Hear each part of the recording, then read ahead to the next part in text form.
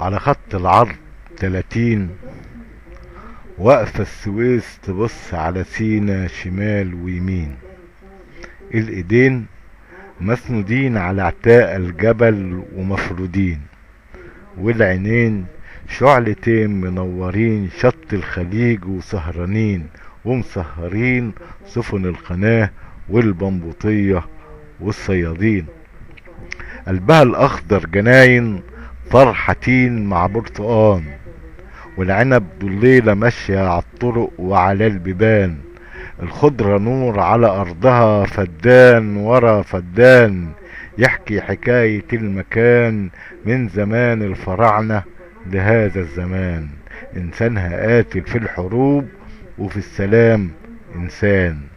فيها ملامح من القرى ومن السواحل ومن المدن ومن الواحات.